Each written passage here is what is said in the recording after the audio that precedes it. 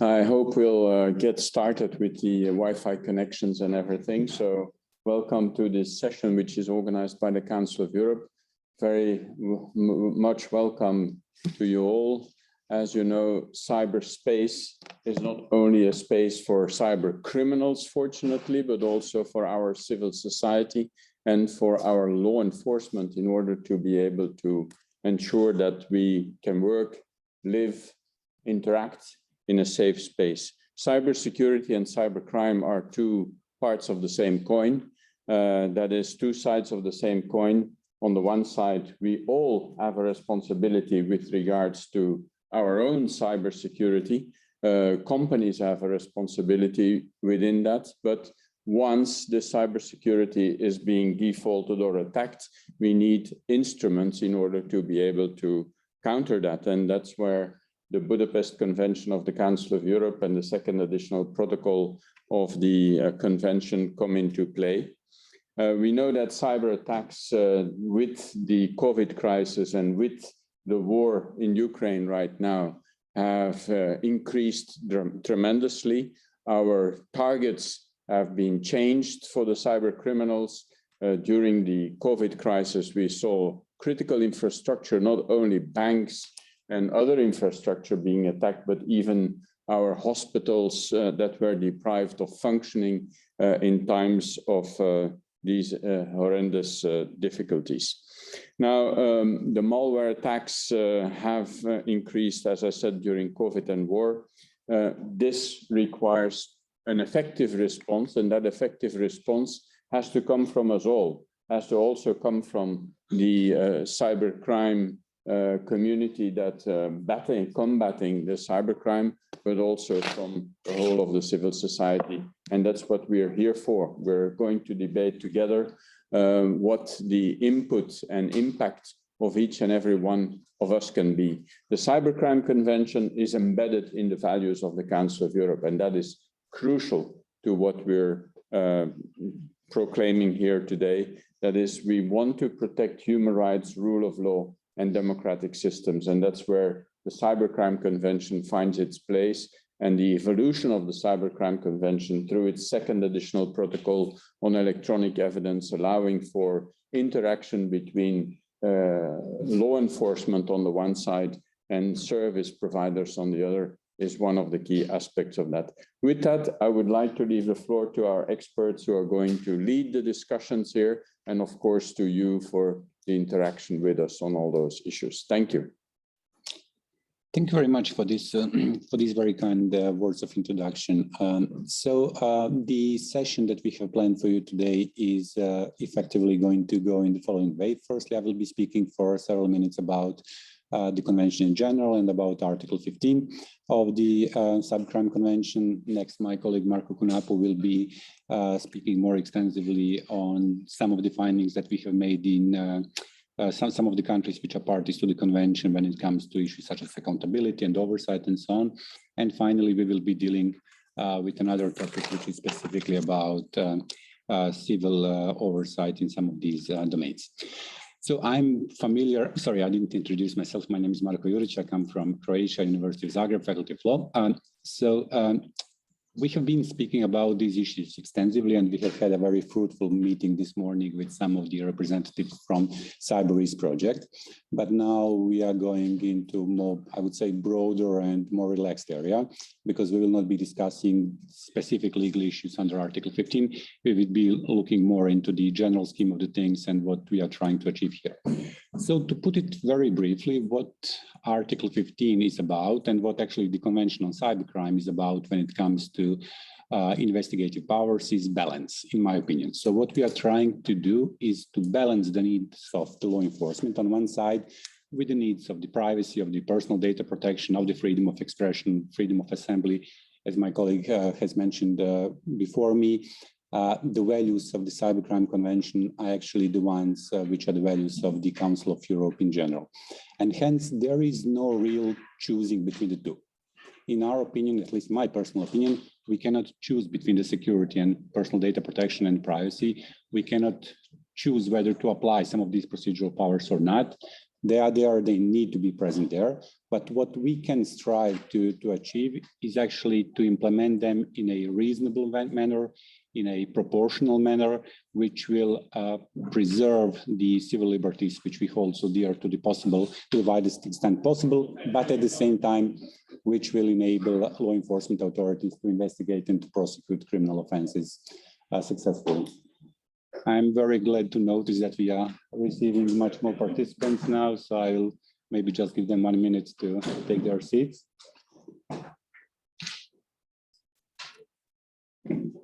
Okay, and when we are speaking about this proportionality and about this balancing, then there are some very specific issues which the Convention on Cybercrime, and specifically its Article 15, seek to achieve. So firstly, it is the issue of non-disproportional interference. When we are looking at Article 15, it is written as a matter of hard law that law enforcement authorities, when they are executing their investigative powers, that they need to pay attention to the legitimate interests of third parties who are most often coming in the form of data holders. And this is something which is quite important. Very often we can see that different business entities, different entities from the private sector are benefiting from this principle because it creates quite a serious obligation for the law enforcement authorities to be using their investigative powers in a reasonable way. Also, more specifically, there is the very important issue of oversight. As I have been mentioning this morning, for countries involved in the cyberspace project, but it is not just about cyberspace, it is like this in any member state of the Council of Europe. There is a need to implement adequate oversight mechanisms when it comes to implementation of some of these procedural powers, most importantly when we are speaking about real-time collection of traffic data and interception of content data. And you wouldn't believe it, but in this part of the world, meaning Europe, we are very lucky to have such a great court as the European Court of Human Rights. Although we might sometimes disagree with some of their judgments, but at least they have been eminently clear on some of the requirements which the state need to implement. And this is not always like this in other areas of the world. So there is very strict and very precise guidance by the European Court of Human Rights on what the state need to have as a matter of their national legislation, but also as a matter of the practice and the application of this legislation. And the issues of oversight is very important in this context. The European Court of Human Rights elaborated in numerous judgments, and most notably in the recent judgment of FEKMG versus Bulgaria from the beginning of last year, which specific requirements need to be present when it comes to the issue of oversight of law enforcement action in cyberspace, or more specifically in the cybercrime area. I will not go through the list of all the conditions which the court mentions because it would consume too much of our time. We can do it during the discussion. But this is one area in which the involvement of the civil society organizations and NGOs and academia and all the other relevant stakeholders, in addition to the state bodies, can be very useful and actually should be very useful. So in the interpretation of the court, what is important is that we have effective oversight mechanisms. They need to be effective in a way that they are sufficiently developed to prevent any kind of abuse when it comes to the illegal surveillance or illegal monitoring of electronic communications. And in doing so, the states can follow different approaches. So in some countries, it will be within the competence of specialized parliamentary bodies or parliamentary committees. In some other countries, it will be in the competence of specialized sui generis bodies. And very often these specialized bodies can involve also the members of the academia or the civil society. For instance, in my home country in Croatia, we have had our system of oversight, I will not say developed, but maybe amended or changed in recent years, also due to the pressure and guidance by the Council of Europe and its bodies. And we are now having an oversight system which is in the competence of a sui generis body, and this body also involves members of the academia, members of the civil society, all with their different fields of expertise. So once again, this is something in which the value from the civil society will come in very handily. I will not be using too much of our time now because I was instructed to speak solely for 5 minutes, and I think that I already overstepped that margin. I can see my friend Georgi smiling at me somewhere from Bucharest. So I will be stopping at this point. I will be giving the floor to you, and I will also be providing some additional information, some additional comments during discussion. So please, the floor is now yours, and we can maybe listen to your opinions or your comments. If none, then I would just maybe abuse a little bit of more of your time, just to mention that currently what we are having in Europe, specifically in this area, is a very serious issue regarding retention of electronic communication data. It is not, strictly speaking, within the scope of the Convention on Cybercrime, as I have been mentioning also this morning, but it is something, it is an area in which the interests of the law enforcement authorities from one side and the interests of citizens and civil society organizations from the other one actually come very strongly head to head. We have seen from some judgments of the Court of Justice of the European Union that it might be very delicate matter to try to achieve some balance in this area. And once again, what we are seeing from these legal proceedings is that very often the involvement or the push here is coming from the civil society organizations. I think that the landmark case in this area, the Digital Rights Ireland, which in 2014, when it was announced by the Court of Justice of the European Union, and which completely transformed the data retention system in the European Union, was actually made in response by one of the claims of the civil society organizations in Ireland. So we have seen from that case that in many instances, it is the civil society organizations who are pushing in the development of the legislation and the national law.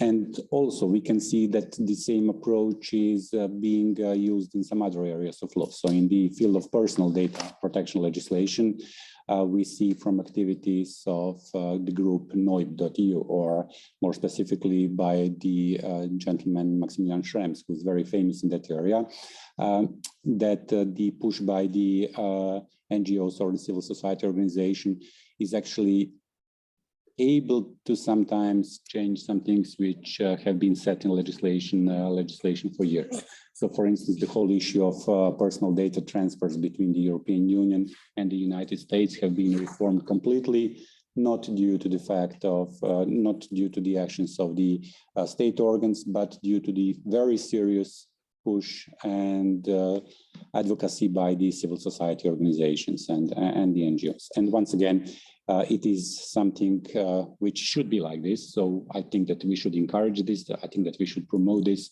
And I think that we should be also thankful to the civil society for taking the lead in some of these matters. Okay, questions, comments. We also have some participants online. So they are also, I think, very welcome to join and to be sharing their own opinions or comments or questions. Yes, please. I don't know, do you have the microphone? Article about EU planning on purchasing the Pegasus spyware from Amazon. If it's true, to me it means that it gives incentive to the Minnesota group to continue developing that and selling to authorities. This is planned. I'm not sure, as a matter of fact, whether it is planned or not, so I cannot comment on that factually. But what I would like to say is that we are working on a very narrow area there. So the use of different tools to intercept and monitor communications, including the ones that you are mentioning, such as spyware, is not unimaginable in this world. It is something which is happening daily. And in my personal opinion, it is as it should be. But what is important in this context is, once again, the issue of oversight and the issue of accountability. And there have been some very unfortunate examples with the Pegasus software. It is one of them that you're mentioning. And I would say that additional scrutiny and additional oversight is also necessary in that area, for sure. And hence it might, and it should give rise to additional debate in this context. But also we must recognize the fact that without using some of these tools, the law enforcement authorities cannot investigate successfully, and hence some of these tools in general have to be at their disposal. So I'm not making comment specifically regarding the Pegasus software, and quite frankly, I'm not familiar with the details of the operation of that software. So it would be a bit unfair of me to say something on that point. But yeah, it is something which needs to be regulated and under more serious oversight than maybe it is currently. Also, we have been discussing this morning that it is not just the technical details, but it is the legal framework which needs to be developed here. And we can see that very often the law enforcement authorities around the world are relying on very vague, very broad, and sometimes imprecise legal provisions when they are using some of these techniques to monitor communications or to monitor someone's electronic devices. And this is also something which needs, I think, additional reform. Thank you.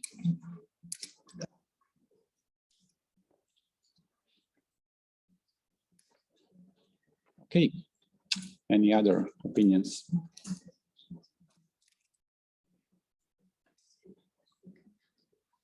Doctor.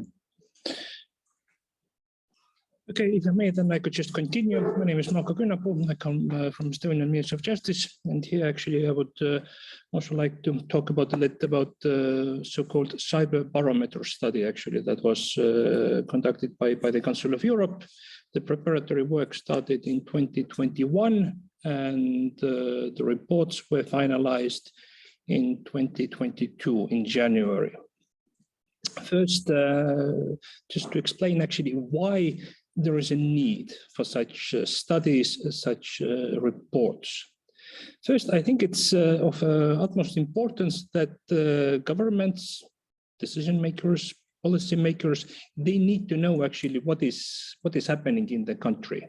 Sometimes, yes, you can to a certain extent rely on statistics, but also different studies and surveys need to be carried out as well. And the purpose of that particular study, these were conducted in different Eastern Partnership countries, 5 countries: Armenia, Azerbaijan, Georgia, Moldova, and Ukraine. The objective, the aim was to analyze and assess actually how individuals and then businesses felt about cyber-related risks and cybercrime. Also, there were thousands of respondents in every country. In addition to general population, also professionals, including IT professionals, were conducted. Also, different businesses, different types of businesses were a part of the study, smaller and then medium size, as well as large size. Also, as regards businesses, then businesses came from different sectors. And few words about the outcome, or maybe conclusions actually that can be drawn from this exercise. As I mentioned, the main objective was to assess how actually the population and also businesses felt about cyber-related risks.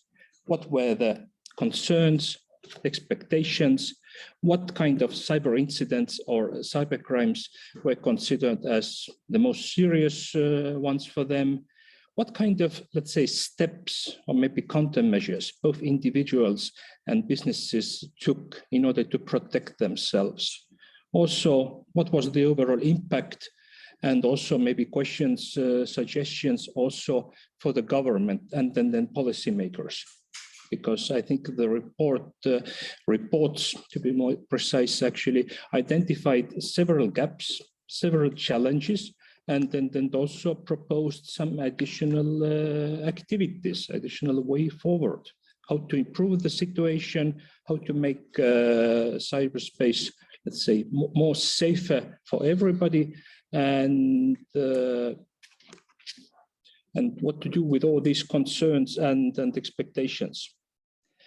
As regards overall awareness, then we saw that in general, both actually individuals and then businesses were quite aware what cyber risks were, actually what was the impact, who normally usually actually would be the targets.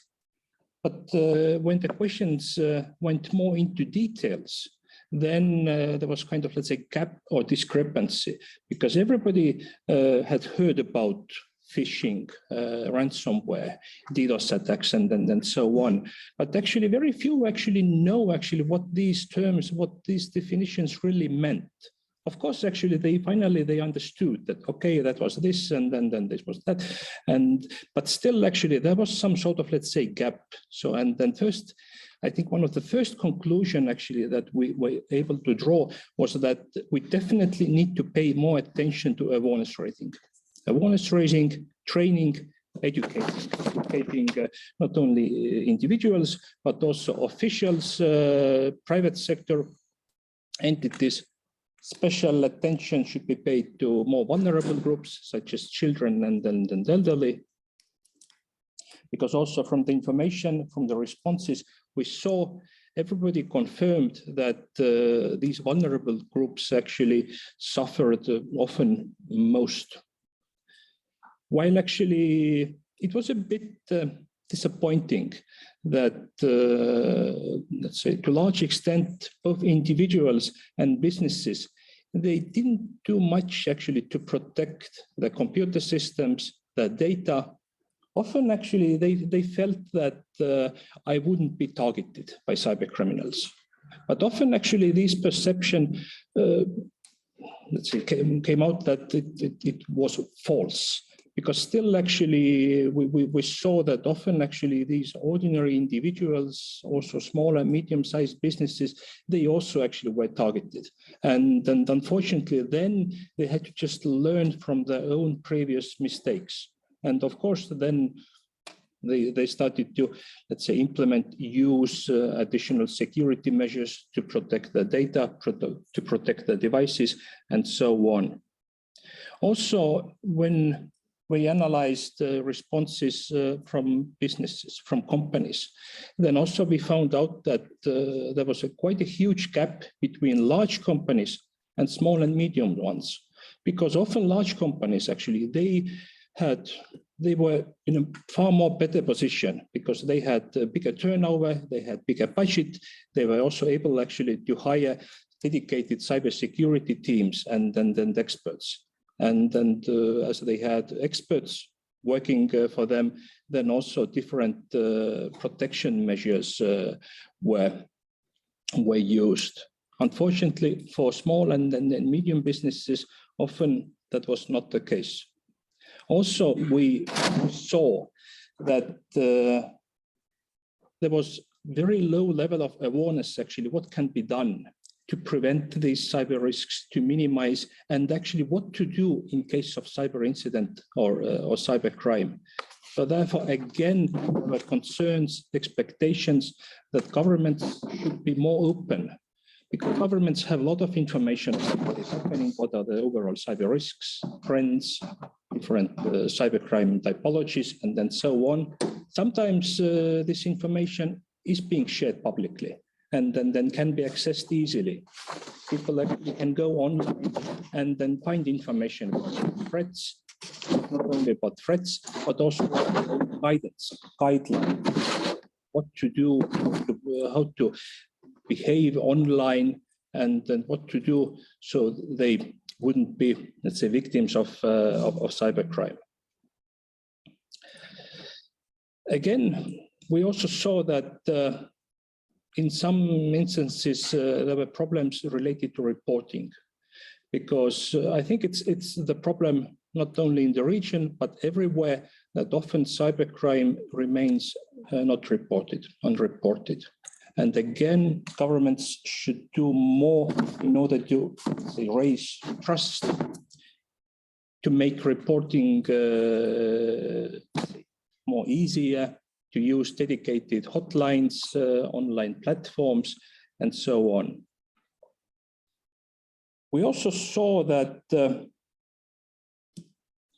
while law enforcement and then cybersecurity authorities often actually were engaged in responding to different incidents, cybercrimes, and so on, everybody was dealing with the consequences.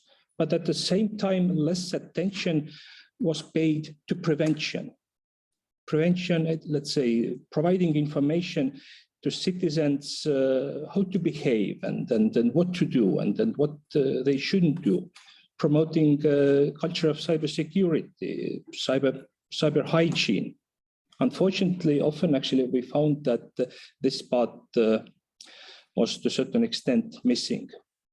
Also, people actually who had become victim of cybercrime also sometimes felt that when they filed the crime reports, nothing happened. Often investigations, criminal investigations were not successful and they just left kind of, let's say, alone. So again, I think that governments could also do more in terms of assistance, providing assistance to them, explaining actually what is also sometimes why these investigations. I think governments can also do more when analyzing and then maybe improving their policies and then strategies concerning both fight against cybercrime and cybersecurity. And that also applies to, let's say, necessary legislative framework. Because often, unfortunately, cybercrime, fight against cybercrime, and then cybersecurity are being dealt separately. But this shouldn't be the case, because actually, although actually we are talking about different regimes, they are complementing each other. And if you increase capacities in cybersecurity area, if you have more information security, then by doing this, you can also actually prevent cybercrime. And if you have, let's say, strong capacity for law enforcement, for cybercrime investigation, then this also would act as deterrence to potential, let's say, criminals and offenders. So these, I think, were the main actually takeaways we got from this, from these reports. And I hope that respective governments actually would analyze this and then try to start some initiatives, try to take some additional measures, steps in order to improve the situation. Do you have any questions or immediate comments about this? Yes, please. Do we have a spare microphone here? Can you just repeat the question because they cannot hear online? Okay. You have to speak a little bit louder. Okay. Thank you. Yeah. My name is Raul Kumar with the Electronic Frontier Finland, and we were given examples of Pegasus. And I don't know. I sort of got the gist that they haven't basically done anything unlawful in Europe. That's how I heard it. I don't think I agree with that at all. And also that the fact that you said, Marco, you said that it's good that sort of the civil society is the last point of checks and balances, sort of evaluating the system if it's indeed ruled by law. And I don't think the civil society is actually effective at all in doing that if they don't have any tools or information about those systems. Like, we have to find out that such a thing exists like Pegasus. We didn't even know about it. How can we have an oversight of it? Yeah. You know, being secret, it's like, I think that's already unlawful. Okay, thank you for your question. I think that this Pegasus issue that you addressed is very serious. And as we are talking about technology, actually, which can be considered very intrusive, then that's why also I think we should have, let's say, clear conditions and safeguards in place. Where, how actually you can use this, to what extent, who would give authorization, and there has to be oversight as well. Often I think that the problem is that these things are happening, but the public has no information. Here also, actually, we would like to, let's say, make a distinction, because right now, actually, we have been talking about fight against cybercrime, which is criminal justice. Also, there was a reference to Article 15 of the Cybercrime Convention. Again, this is criminal justice. Convention actually requires that certain safeguards need to be in place. in particular when you are using such intrusive measures. Sometimes actually when it comes to state security and then intelligence services, then maybe there's conditions, safeguards might not be there, might not be so precise. And also, I think in terms of oversight, maybe also certain improvements would be needed.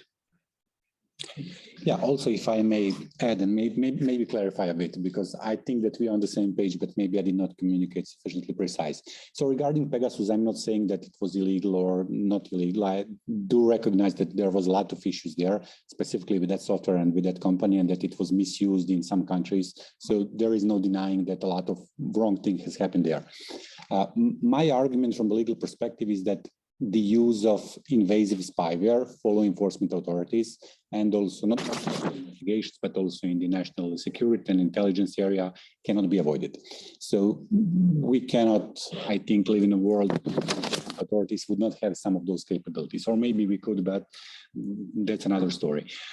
My argument is that if we are going to have it, and for sure we are having it, it needs to be under very precise legal conditions and safeguards, and that is what we have been doing for years. So while there is no denying that there have been many abuses in many countries, I am fully aware of many of them, we are also making a lot of progress. So when we are looking at some of the countries which are represented by, specifically in this room, we can see that in many countries there have been significant improvements in terms of oversight. In some countries there are very elaborate and specific technical solutions for interception or the authorization of interception. For instance, looking by the example of Georgia, you can see something very complex and unique in the way in which Georgian authorities are attempting to prevent illegal interception, and so on and so on. And also when it comes to the issue of openness and transparency, I think that we are 100% on the same page, because it is important that the existence of this software is known to the public. And furthermore, my argument is that it would not just have to be in the public knowledge in some general sense that the public knows about this from the journals or from the news, but it also needs to be set up in the legislation. So in my opinion, one of the most problematic points about this software is that it is used and applied sometimes in a sort of legal gray area. Sometimes the states will use very broad powers which are not actually instructive enough when it comes to different capabilities and different systems which can be used. And finally, my final point is that specifically on this issue, when the now better known than before Italian company hacking team was hacked, and all sorts of emails actually became known to the public. It is how people of my country also learned that Croatian services are actually using some of this software, which was unknown before. So I'm all for transparency, but I'm even more for enabling all of this to function in the legal context. That was my argument. If I may give a little bit a full Council of Europe perspective on that. That is, the Council of Europe stands for those basic values: human rights, rule of law, and democracy. That basically means that the conventions that are being developed has to be in respect of those fundamental values. And we have seen, and our Secretary General has noticed, and I would invite you to read, she made an annual report on the state of human rights, rule of law, and democracy very recently. 2 weeks ago, it was published after the heads of state and government dealing with, or for the Council of Europe. And we see that there is a backsliding. We see there is a democratic backsliding. We also see that situations of crisis or of warfare, or of whether that be a health crisis or other types of pandemic, information pandemic, as some call it, we see that there has been a misuse by a number of governments by their powers. Pegasus is one of the examples of that, because we do not only stand for the protection of private and data information, but also freedom of expression. When those tools are going to be used to stifle freedom of expression, we're going the wrong way. And I think it is important. That's why the debates, for example, ourselves, the department that I lead, has produced a document on the Pegasus spyware already 2 years ago, when we were looking into what are the technicalities of that intrusive, invasive application on the one side, and what are the consequences on that for human rights and rule of law. Afterwards, there has been debates both in the Parliamentary Assembly of the Council of Europe and the European Parliament with regards to this. And I think it's important that governments, in line of trying to, or using certain arguments, which are arguments related to national security or other, will deviate from that very purpose. And especially if that happens in the context of criminal, would happen outside the context of criminal investigations, we really need to be extremely careful about how these tools are going to be used.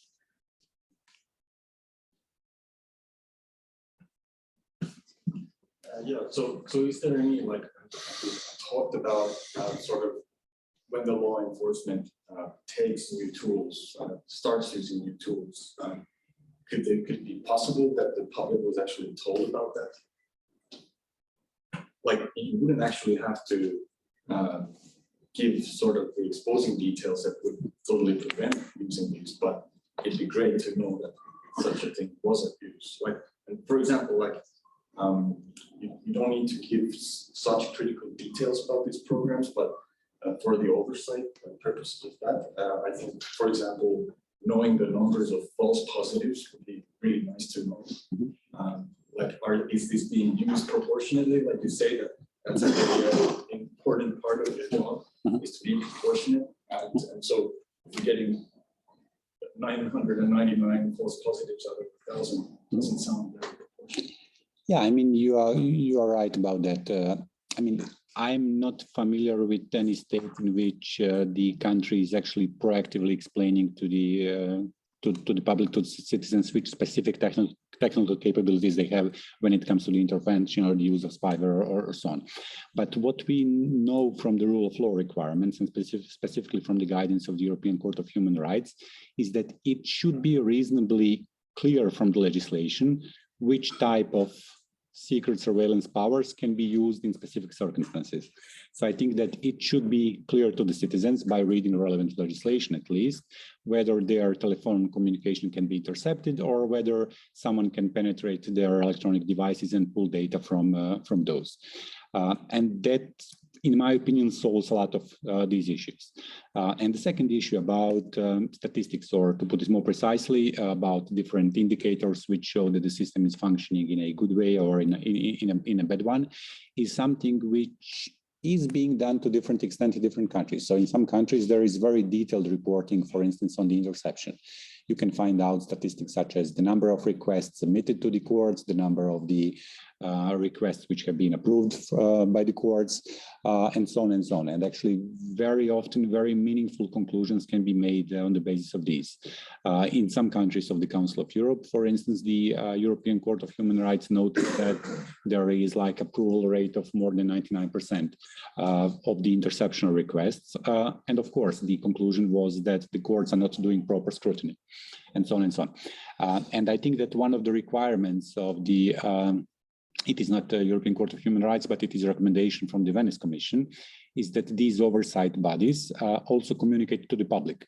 And it's statistical information about different secret investigative techniques are made available to the public in this way or another. And all of this actually builds towards the goal that we are having here, I think. I think we need to really make a distinction between what are the, and that's what the Cybercrime Convention is about, that is, what are the criminal law investigations on the one side, and what is being used on the other side may be used by governments in terms of national security or, let's say, reasons for information gathering outside the criminal justice space. The Cybercrime Convention is about criminal justice and law enforcement. It is not about the national security sphere, where certain investigative techniques may be used outside the remit of the Cybercrime Convention. I could also add that, yes, additional transparency would be good, but again, actually would be just up to individual countries to decide to what extent this is possible. Certain, let's say, providing or publishing general statistics wouldn't do harm. Of course, actually, countries wouldn't like to, let's say, disclose the methods, tactics, exact technology that they are using. Often, actually, it's not even possible because it's considered as classified information. As regards criminal justice authorities, then also there is a guide, a joint guide by Council of Europe and Interpol, actually, what statistical information could be collected, analyzed by the governments and then published. And often, actually, when we look at criminal justice statistics, then you can see, let's say, public figures that so many, let's say, search and seizures have been conducted, or maybe so many interceptions, number of court orders, and so on. When it comes to national security, then it's not always the case. And I think maybe it's not even the criminal justice authorities who are to blame for these practices, but yeah, state security and intelligence. Because when we look at, for example, criminal procedure codes, when we look at the case law of the Court of Human Rights, Court of Justice of the European Union, then criminal procedure contains very detailed provisions, and certain conditions, safeguards need to be there, including notification of the data subject and remedies that the data subject could later use. But yeah, maybe, yeah, definitely, actually, I think we could do more, actually, to be more open, more transparent, and raise additional trust here. I mean, also in this context, if I may just add two sentences, what we see in recent years is that, as Marco has mentioned, conditions and safeguards are very well developed in the criminal procedure area in almost all countries, and all the checkpoints actually there. So there is a lot of to ensure that it is done legally. But when it comes to national security and intelligence, it's a completely different manner, because this area is mostly left without so much detailed regulation. What we are seeing in recent years is that actually many countries are sort of consolidating these powers, not in legal sense, but in a technical sense, within the competence of state security agencies, which are effectively secret services. So although the, for instance, interception of the use of spyware is done for the purposes of criminal investigations, it is being done technically, usually by one national center, which is usually within the competence, at least in many states, within the competence of the Secret Service. And this also creates additional issues because it adds another layer of secrecy to the whole system. And hence, once again, it is really necessary to ensure that the oversight is there, that it is functioning, and that it is not functioning just in theory, but that it is functioning in practice, and that it is seen that it is functioning. Thank you. If there are no more questions, maybe we can ask our colleague Franziska to join online. Yes, I can join. Can you hear me? Yes, we can hear you. Yeah, can you hear me loud and clear? Is the audio okay? Good, good. Well, it was a very, very interesting discussion. I felt very compelled already to come in, but I'll use the opportunity now that I have my 5 minutes of introducing the next topic, which is, again, civil society have contributed to effective oversight and in cybersecurity. My field is a bit broader, like not just cybercrime, also cybersecurity, but I've already heard the colleagues enlarging the topic anyway to cybersecurity. So first of all, thanks very much for having me in your session. It's really great to join the EuroDIG crowd again. I've been myself a couple of times, and it's great that you're organizing these meetings with this also very important topic, because I want to start off by saying that I think oversight of cybersecurity is really a very, very important topic, but very under kind of research and generally neglected topic. And I think, remember that there's always been a lot of talk about regulation and self-regulation in cybersecurity, and but not so much about this, next layer, which what comes after the regulations, oversight layer that, the two colleagues have already been talking about. So, this need for somebody or an institution outside or several to look critically at what's happening in cybersecurity and to mainly to ensure its legality and respect for human rights. Just two quick words about myself. So I work for an organization called DCAF. It's short for the Geneva Center for Security Sector Governance. We are a foundation, international foundation based in Switzerland, with offices around the world. Our main mission is good governance in the security sector. So we really are one of the leading organizations that's been looking into exactly these issues that we are talking about today, this oversight and democratic accountability in security, including in cybersecurity. We've really been working for past 20 years already on this question of, what is the role of different oversight actors, like, for example, Parliament, civil society, and so forth. And we've really been trying to also apply a lot of these good practices and lessons now to the field of cybersecurity, and that's what I want to talk to you about. I'm actually, as so happened, working at the moment on editing a book on oversight of cybersecurity, which hopefully will come out in September. And a lot of what I will be talking about today is based on experiences that me and my colleagues have had working in cybersecurity capacity building, mainly in Eastern and Southeast Europe, including work with parliaments and civil society, and also research that we have done. We have published several books. I will send you the links later. That look particularly into human rights and cybersecurity in the Western Balkans, but also cyber violence and against women and girls in the Western Balkans. So in my short introduction, I want to raise two issues, ask two questions really, which I think will hopefully allow us to advance this discussion a little bit. The first one is, why do we even need accountability in cybersecurity? And the second one is, who should be the one ensuring accountability and oversight? And I'll look into particular in the role of civil society, as this was the topic of today.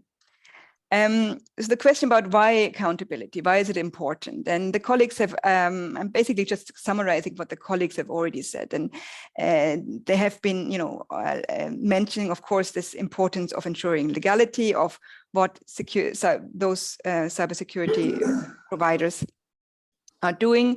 And I'm going to focus in particular on state actors. I'm not going to look into private sector cybersecurity actors. To this kind of a question of legality, I want to add another dimension. And I think this is the dimension about not just whether what is done is legal, but also whether what is cybersecurity that we receive is adequate, is effective and efficient, and really meets the needs of everybody. Because I think it's very important to note that the lack of cybersecurity actually also often leads to even to infringements of rights and even to human rights abuses. As I said, I work a lot in Southeast and Eastern Europe, and but also I think the same applies to everywhere. I mean, that large-scale cyber incidents happens often also to public sector systems. They often then paralyze the system. And for example, a Ministry of Health doesn't work anymore, or a hospital, and this can have obviously very grave impact on the well-being of citizens.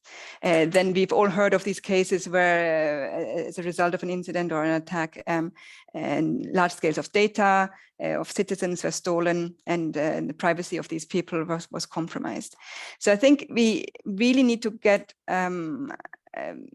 quite demanding in terms of cybersecurity and say, this is not possible. You cannot digitalize your public sector systems and not take sufficient care of the cybersecurity part. And you can't just say, okay, oops, something happened and data got lost. I think, we as a society and in particular and through the oversight actors have to be more demanding and hold, government, the public sector to account. I think it's also important to underline another point. Marco was mentioning the fact of people going to police when they want to report a cybercrime and they're not getting a response that they're happy with. Just through some of the research that we've done, especially on cyber violence, we've seen that usually police or other actors seem to be overwhelmed or not really attuned to the needs, cybersecurity needs of a lot of people, especially vulnerable groups. There's also, I think, some failure in the preventive part. I mean, Marco has also mentioned this issue of, helping people through awareness raising to protect themselves. And I think if we do not know what people are, risks that they encounter, we cannot help them and we cannot protect themselves. And if we don't have a functioning, police force that really is able to, welcome and accommodate people or other support, institutions as well, it doesn't always have to be the police, then we are failing these people. And I think these are also things that the state should be held accountable for. Now to my second question about who should ensure the accountability and who can really take care of this oversight. I found this discussion that you were having at the moment quite interesting about this example about Pegasus and what should we know and what we should we not know, because one of the people I overheard in the audience was making a comment, said, civil society wouldn't have been able to know about this. I mean, they found out eventually through the media, through investigative journalists, but should, and the discussion that you just had about, how much should we know and how much should we not know? I mean, in principle, we have in our democratic societies, we have a system that, should also enable us, should enable us to have some control, even about tools and methods which have, for state security reasons or whatever, cannot be, publicly necessarily discussed. Because in all of our societies, we have parliament, and parliament, they have, the legal mandate to oversee the work of security actors. So they are the ones who are, have the right to ask these questions.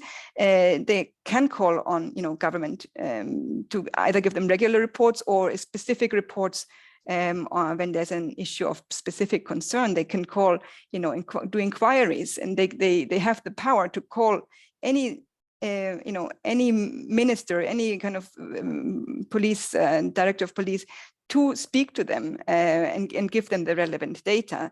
Sometimes these inquiries have to be, behind closed doors because of, if it's considered, sensitive for example, national security. But there is this tool.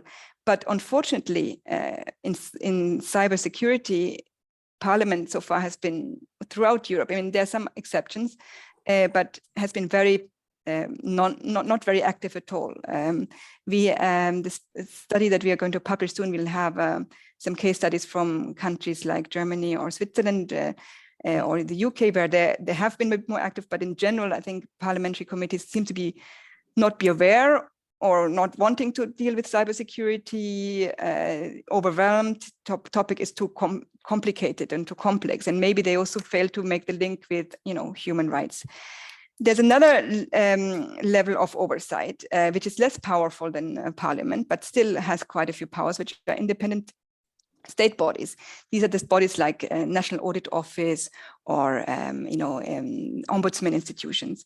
They as well can demand quite a bit of information from government. They can make statements.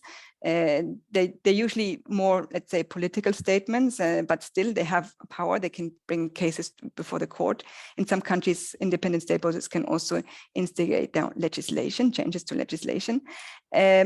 but unfortunately, the story here is the same in practice from what we've seen from our studies that, for example, very few, if any, human rights bodies look into the issues. Sometimes it's more the data protection officer commission that works on these issues. If at all, it's again, in practice, a problem of lack of staff, lack of expertise, and so forth. And then with this, I come to civil society, because I think civil society of the whole lot are the ones with the least power, because they also don't have a legal mandate, of course, to oversee. And they do it out of their own interest and motivation. They have no power to call anybody for a hearing or so forth. They rely on access to public information.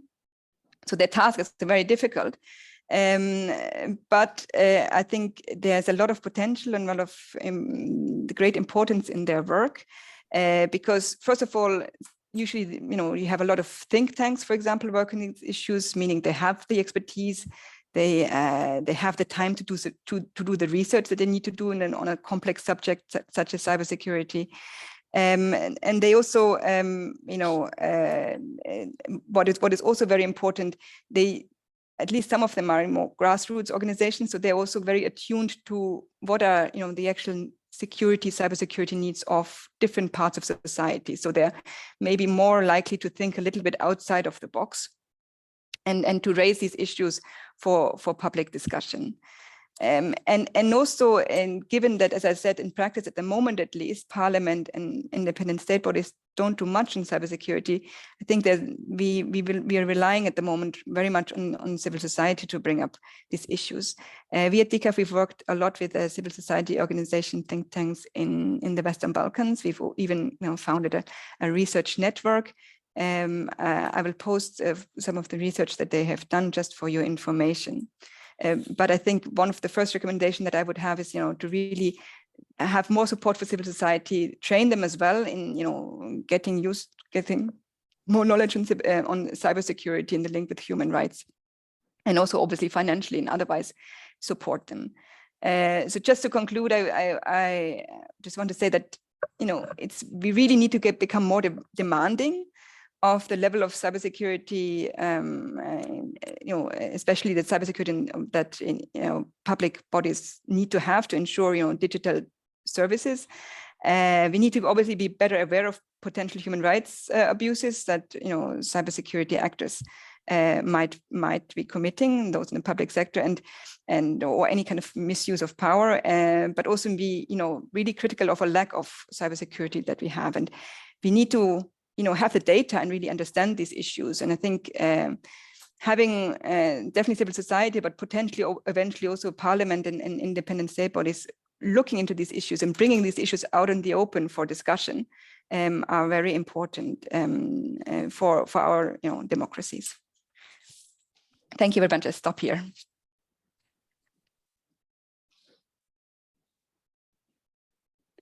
So I'm open for any questions or comments for discussion. I'd only like to say I also hear very badly if somebody from the audience speaks. So either if you get a microphone or somebody from the panel could repeat the question.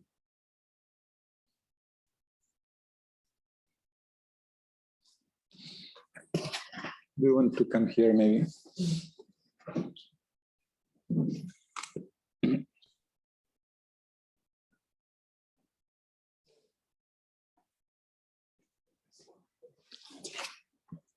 Sorry, but it's going to be really bad. Yeah, understood. So close. Yeah, Yes. sure. Stand in front of you. Thank you for those comments, which I thought were quite interesting. I guess I had a couple of comments. One was some of the civil society groups can be very focused on one part of society. So, for example, in a meeting I was at recently, there was a group that does a very good work, were very focused on what they phrased as intimate partner abuse, where perhaps a partner of someone was controlling them through technology. But some of the suggestions they had broadly around cybersecurity would absolutely be beneficial in that context, but would simultaneously be extremely harmful in the context of protecting children from online abuse. So if part of the challenge with civil society groups is if they're focused on one segment of society, they may miss the impacts somewhere else, the unintended consequences, if you will, of the measures that they're encouraging. So that will be a concern. Second concern, which I think needs to be considered, is some civil society groups, and in some countries, there's a real risk of, let's politely call it corporate capture, where there may be being abused to promote the interests and preferences of different corporate bodies, and dare I say it, the tech sector is particularly bad in that regard. And I think that needs to be thought about to make sure that they're genuine civil society groups. And then finally, in the area that I work in, which is more around internet standards, there's a lot of justification for changes in internet standards because of privacy, which on the face of it is a good thing, but some of those changes arguably will actually weaken cybersecurity. So long-term will weaken privacy, because if you don't have cybersecurity, in my view, you absolutely have no privacy whatsoever. So again, that's through, I think, a lack of thinking through the long-term consequences of actions. So privacy is being used to promote things which could be actually long-term very harmful for all of us. So I think that needs to be thought about as well. So understanding the whole ecosystem. Stop there. Thank you. If I may add, actually, I can fully agree actually with your comments, and yes, actually, I think there is a need actually to find some sort of balanced solution, let's say reconciliation between the privacy and the government law enforcement interests. Also, it's not only about let's say civil society versus government and the other way around. We have also seen that there are different views, approaches among civil society organizations as well. For example, when there were discussions, including at the European Court of Justice, on retention of telecommunication data, then yes, actually, there were, let's say, civil society organizations fighting for privacy, actually claiming that these data retention rules actually were violating fundamental rights. But at the same time, there were also civil society organizations, NGOs, who were engaged in protecting children, finding missing children, and then fighting child abuse online.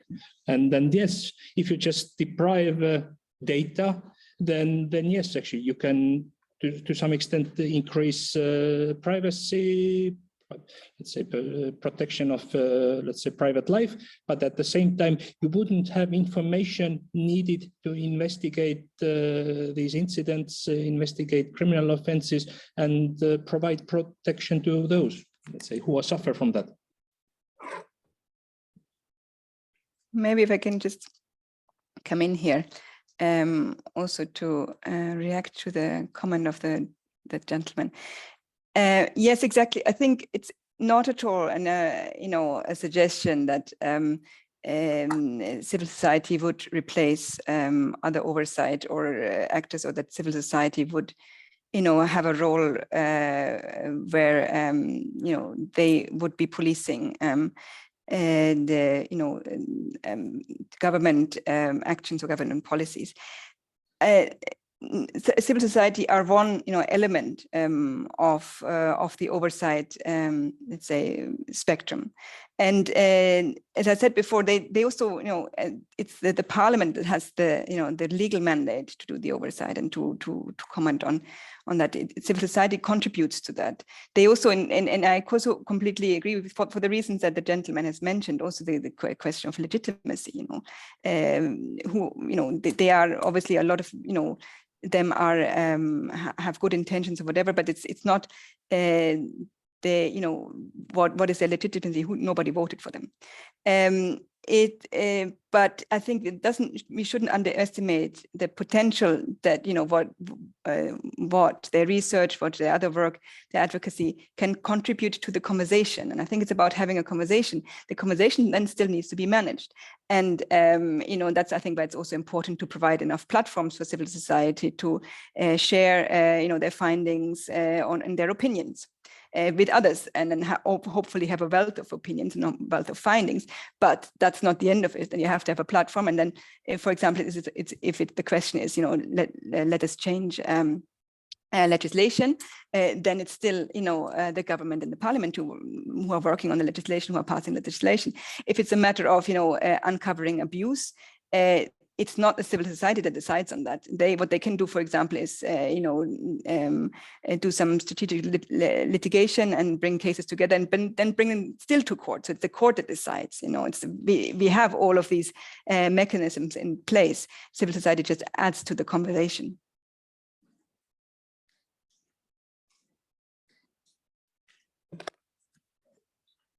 I will talk a bit louder.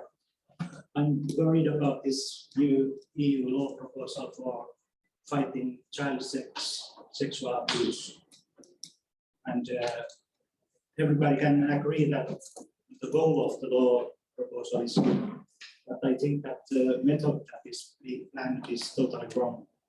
Even Edward Snowden commented that, hey, EU brothers, what happened? Will this new system be used for solving other crimes to child abuse crimes? If I may respond, then I think they are still actually currently discussing this new draft legislative act, and then there are some there are some concerns concerning scope of application, also services that would be covered, and I think also the main question is that how far-reaching this new legislative act would be. What would be the exact obligations to service providers? What would be the measures to, let's say, detect this possible illegal content, illegal conduct? And then I don't know actually where this discussion would lead, because there have been different positions. On one hand, you have Commission, you have Council, also member states have disagreements here. So I don't know actually what would be the exact outcome. But yes, right now, actually, when we look at the scope of application of this particular act, then all these, let's say, preventive detection measures related to illegal content, they would, let's say, aiming at addressing child abuse and grooming. Maybe in the future, actually, yes, actually, in principle, it is possible that you can take this example and have also maybe other legislative acts addressing other, let's say, other areas. But right now, I think that it's quite difficult debate that is taking place, and I think we shall see what the outcome would be. And of course, actually, I think the privacy concerns are quite serious. And then we need to have some sort of, let's say, balanced situation. On one hand, yes, there is intention actually to fight child abuse, but the other hand, can we just? I'm not sure that we can just agree that everything would be just monitored on a 24/7 basis.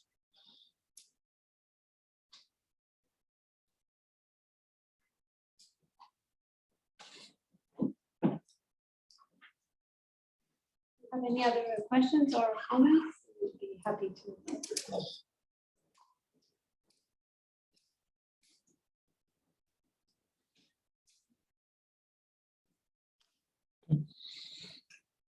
I can continue a little bit.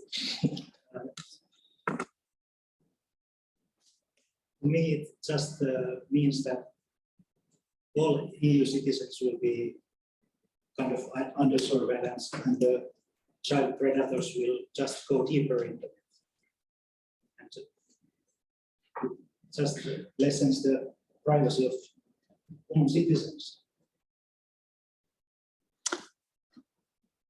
Well, I mean, I agree with you in the general sense, because we have these powers and we have had them also in other areas of law, in which we can say that certain procedural powers interfere with someone's rights or someone's interest. So for sure, you are correct in this assessment. But after that, it comes to the issue of proportionality and the issue of necessity, and this is the usual approach that we are taking in these areas. And now, without commenting specifically on the legislation that you're mentioning, because I'm not familiar with the details, I can only say that the core question, at least to me, is whether the measures are proportional or not. The Court of Justice of the European Union stated quite precisely in Digital Rights Ireland, and after that in Teletoon Watson, and in numerous cases afterwards, that general and indiscriminate surveillance of all citizens, this was the issue about electronic communication metadata, is unacceptable. So I think that we have very strong message from the Court of Justice of the EU that it is ready to intervene when it considers that the issue, that the powers have overstepped some boundaries. On the other hand, there are also many who do not consider these judgments to be right spot on, because they have limited the powers of the law enforcement authorities significantly. So once again, it is the issue of balance. And yeah, I will stop with this because I'm not sure how to balance it. Thank you. Yes, please. You can shout or you can come, it's up to you. You need to come in front.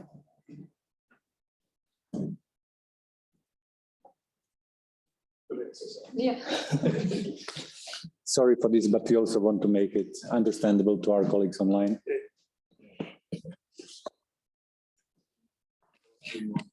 Yes, I'll do that again.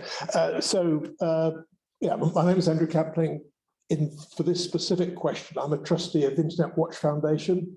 I'm not an expert in child sex abuse material, but it might be person. So a couple of quick comments, one of which I put in the chat, which is sometimes the right to privacy is used to justify not doing things, even though it's a conditional, not an absolute right. And I think that needs to be borne in mind, that it is only a conditional right and it can be appropriate to take measures which impact on your right to privacy in some circumstances, providing it's proportionate, etc. Second comment is it's worth also bearing in mind, with my sort of Internet Watch Foundation hat on, that almost all of the illegal content that the Internet Watch Foundation finds is hosted in Europe. And I think that's unacceptable, frankly, and should be stopped. It can be stopped because in my home country, which you probably tell from my accent, is the UK, less than half of 1% of the material is hosted. And that's because of proactive action to actually sort of stop it being hosted. But there's a lot more that needs to be done, certainly in some member states, where it's, in one case, I think it's more than half of the content is hosted. So action does need to happen because it's an enormous problem in Europe. And I think we need to really understand that. And then the third point, specifically on child sex abuse, it will apply elsewhere. You don't need to monitor content to stop that. Again, without getting into too much of the detail, you can sort of check content in a privacy preserving way, ideally before it's uploaded onto sites, to ensure that it's not known sort of child sex abuse material. That's technically possible. It doesn't need to sort of breach your privacy, but it does require sort of the tech companies to have a will to actually do that. So there are technical solutions which preserve privacy, but as I say, ultimately privacy is a conditional right, not an absolute right. There are other rights which are more important than that, such as the right to life, right to sort of safety, etc. which sometimes are treated as lesser rights in some fora by some people. I'll stop there. Hey, I don't know if you actually know more about it, but isn't it the fact that this privacy respecting client-side scanning, doesn't that only work with material that has already been found before? Because that's quite a serious restriction there, and it's like sounds like it that's not going to be enough. So, in case anyone didn't hear that, because I know the acoustics in the room are not wonderful. Certainly, the technology that I'm aware of that scans content in a privacy-preserving way, yeah, you're absolutely right, has a limitation that it will scan for known illegal content. I mean, you can do some things with it so it will look for sort of very similar content, but there are nevertheless limitations in it. But I suppose two observations. One is, A, that's better than what's happening now, firstly. So doing something is better than doing nothing. And sometimes people do nothing because they're waiting for the perfect solution rather than doing something, which will be a lot better than now. And secondly, you will have organizations like mine which proactively look for additional illegal content. So that list can be updated extremely frequently. I mean, the case of the IWF, it's updated more than once a day as new illegal content's found. So if you like, it may not be perfect, but it isn't static. The alternative, which would overcome it being sort of semi-static, if you like, is you'd almost need to have links to databases, but then you get into, that sounds like it is pervasive monitoring at that point. So if you like, it's a balance then as to how far you look at. It's a scary tool. I think there's a question on the chat about the illegal content that is shared via end-to-end encrypted platforms and other platforms. So how would you identify the illegal content without breaking the platform for all the users? Can you speak louder, because even on this side you can't hear it. Okay, so the question is from Chris Appleyard. Okay. There's quite a lot of illegal content that is shared via end-to-end encrypted platforms and other platforms that use server-side encryption. So how would you identify the illegal content without breaking the platform for all the users? I think the question is still that what would be the scope of application of this future legislative act? And there have been also discussions concerning encryption, and it's not a secret that there have been also proposals that, let's say, those service providers should somehow, let's say, weaken the encryption or introduce backdoors.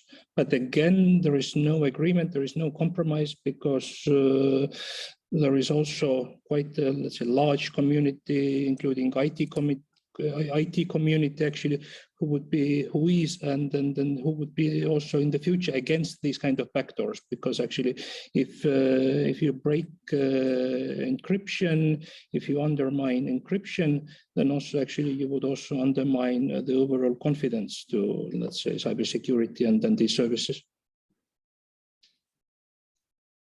Thank you very much. Do we have any other questions? If not, then maybe we can ask our three panelists here and Franziska from online to maybe wrap up, give some short conclusions for this meeting for 1 or 2 minutes each. You agree? Okay, if I may start, then I think actually today we discussed let's say different topics. We started with law enforcement, criminal justice authorities activities and oversight, also to a certain extent national security and also cybersecurity. But I think that when it comes to all three areas or categories, then I think principles of necessity, proportionality are horizontal. And then there has to be oversight, because actually whatever, let's say, law enforcement authorities are doing, national security organizations are doing, there are certain limits. There need to be, let's say, conditions, safeguards in place, authorization, and later also actually just checking actually whether everything was done, whether everything that was done was lawful and according to the authorization or order. And of course, actually, there might be some sort of, let's say, hesitation actually just to do some more and then maybe access more data. But this is why actually we have all these conditions and safeguards in place.